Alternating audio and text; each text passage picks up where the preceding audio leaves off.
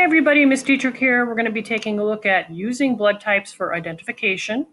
And before we do complete this, you were supposed to have watched the video on blood type. So if you have not done that, that's first. You need to do that first.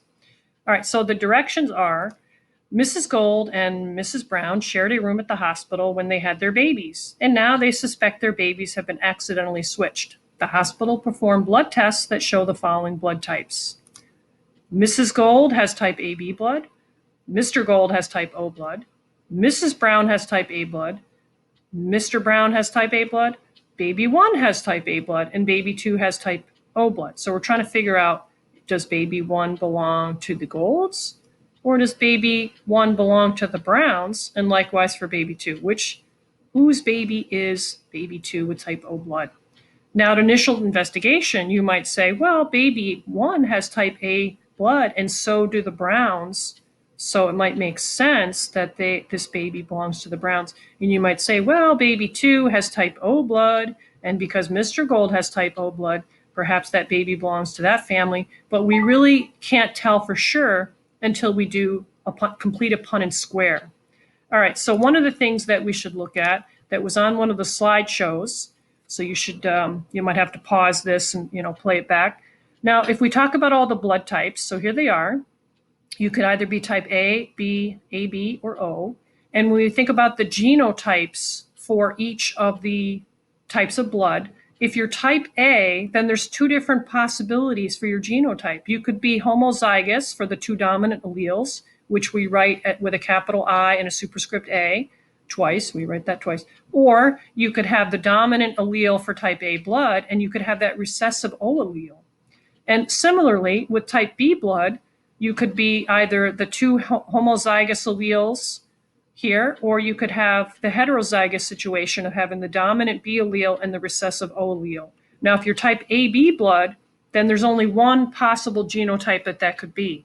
And if you're type O blood, then you can only be lowercase I would be the alleles. Now, there are other ways that geneticists sometimes note this, so I just want to bring that up. Sometimes they just use the I itself and put the superscripts there, so you'll see it written differently.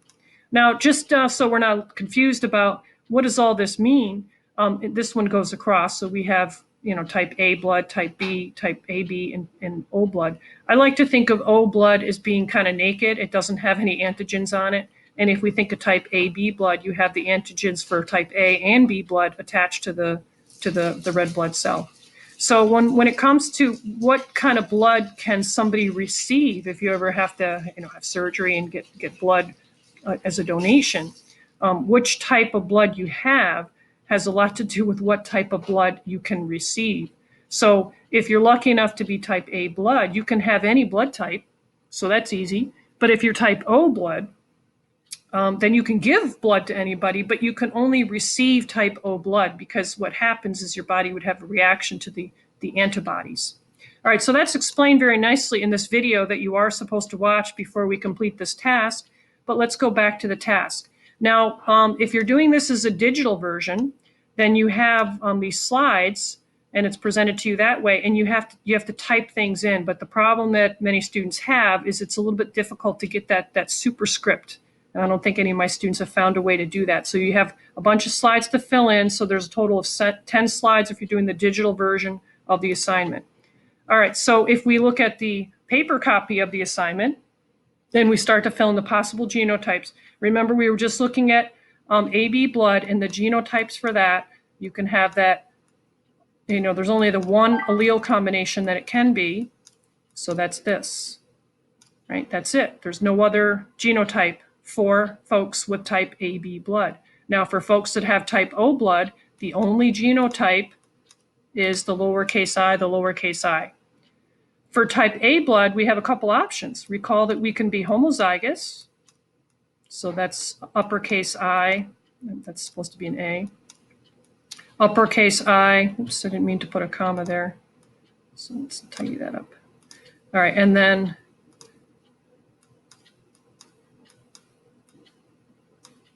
so that's one allele combination. Or it could be the uppercase I, superscript A, and then the lowercase I.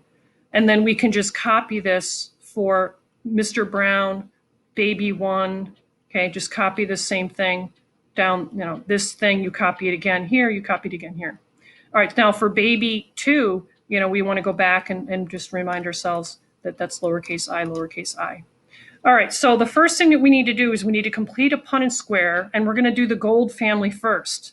So the Gold family, let's look at Mr. Gold. Remember, Mr. Gold is type O, so his alleles would be lowercase I. And then Mrs. Gold is type AB blood, so if we put her alleles over here, like so. All right, and now let's fill in for the offspring. So these boxes will be all the possible outcomes that could be true for children born to the Gold family. So if we fill this in, let's use a different color here. We take this dominant allele first and write that.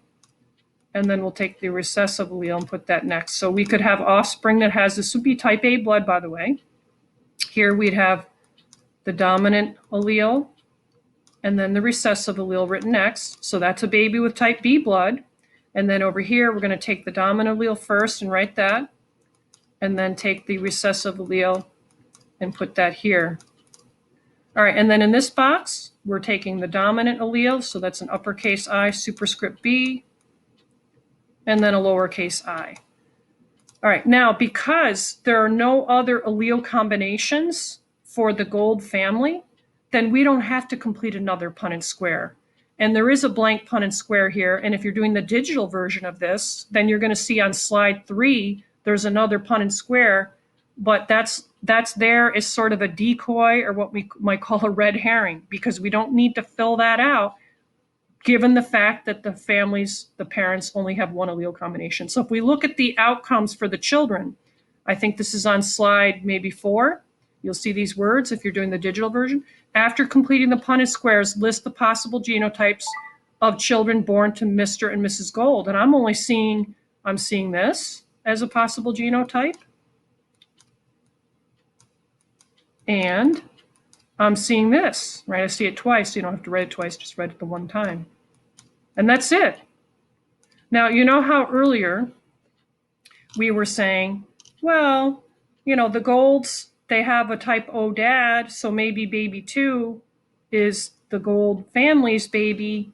However, we don't see O as an outcome for the offspring here. So that means that this is probably, I'm just going to put a little note here, probably not the Golds, and therefore would probably be the Browns. But before we can say that, let's complete a Punnett square for the Brown family. So you're going to go to, let's go back to the digital, if you're doing the digital version. So you should have this filled in, put the genotypes. There should be little text boxes there. Make sure you fill in the letters there. Fill in the letters when you click on the text boxes of the appropriate alleles for the offspring. And as I was saying earlier, if you're paying attention, you don't need to put anything on slide number 3. It's there as a decoy to show that you understand that there's not a need to complete the Punnett square. So make sure you fill in this, answer the question, and now you're going to go to slide number 5 to fill in the Gold family if you're doing the digital version. So I'm going to do it here. Or I'm sorry, the Brown family is what I meant to say. So the Brown family, let's look at the allele combination that we're looking at. So the Browns, we have, let's do both parents possibly being this heterozygous. So let's have dad be heterozygous. And let's have mom be heterozygous for type A. And let's fill in the Punnett square to see if we can get a type O baby as an outcome. So when we fill in this box, we're taking these 2 alleles and putting them in there.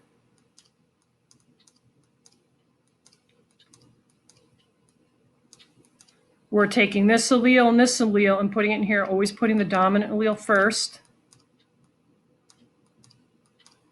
And then in here, we're taking this and crossing it with that, or putting it in the box to complete the Punnett square. And then here, we're taking this allele and crossing it with this allele, so that's 2 lowercase i's. Now guess what? The genotype is this. The phenotype, that's type O blood. right there. So we have type A blood. This is type A blood. This is type A blood. This is type A blood. But this is type O blood. By the way, if you're doing the digital version, you only need to write the red text. You don't have to put the phenotypes. So type O blood, we do have that as an outcome. Now, the other thing we have to explore is the idea of what if both parents were heterozygous with the dominant? So we do have to go to the next slide and complete a Punnett square for that scenario. So I'm going to put mine right here. So what if dad was this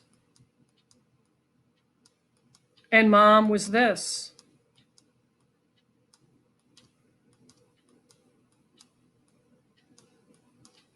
Now, doesn't that mean that each of these boxes, all of the children or offspring would be homozygous dominant A, right? So I'm just going to fill this in, this same thing. You're just going to fill it in for all of the boxes. Just keep, if you're typing it, then you can just copy and paste it. So copy and paste that into all of the boxes. Now, so far, you do have on one of the slides, I want to say it's on slide 8. This question shows up on slide 8. After completing the Punnett squares, list the possible genotypes of children born to the Mr. and Mrs. Brown. So what do we see? We see this genotype. So let's write that down. I'm just going to put it over here.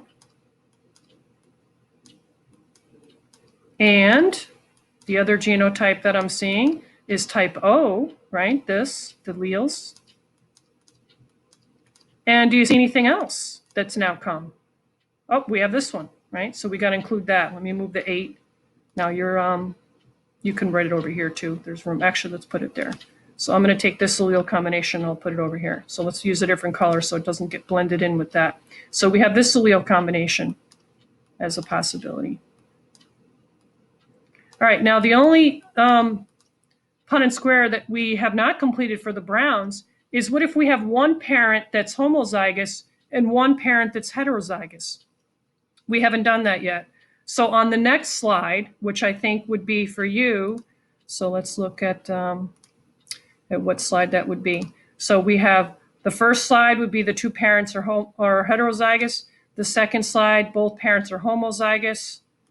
And what if they are homozygous dominant? What if one parent? So on slide number 7, what we should do is fill in a Punnett square with that scenario. So you're going to fill in if one of the parents is homozygous and one of the parents is heterozygous. All right, so if we fill in that for on slide number 7 and put, that this is the Browns, complete the Punnett square. So here you're going to take this allele and write it in here. Here you're taking this and putting that. Here you're taking this allele and putting it here. And here you're taking this allele, putting it first, and then this allele and putting it after. So really in the end, I'm hoping that you see that it doesn't change things here.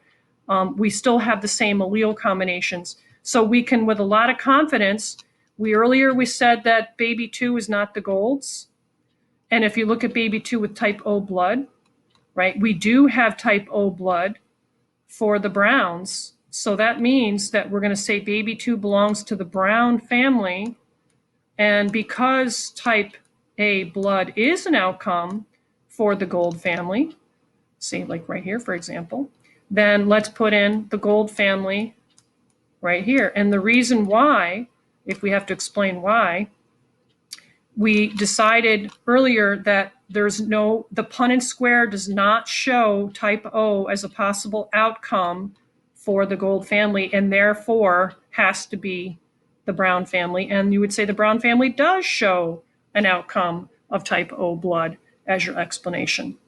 All right, so you may have a need to rewind this and pause it and play it again to help yourself fill in the chart. All right, but once you fill in all the necessary Punnett squares on the digital version, if that's what you're doing, then you want to go back, make sure you answer the question, make sure you put the appropriate baby here, and then you're going to hit submit or turn in for scoring. All right, hopefully you found this helpful.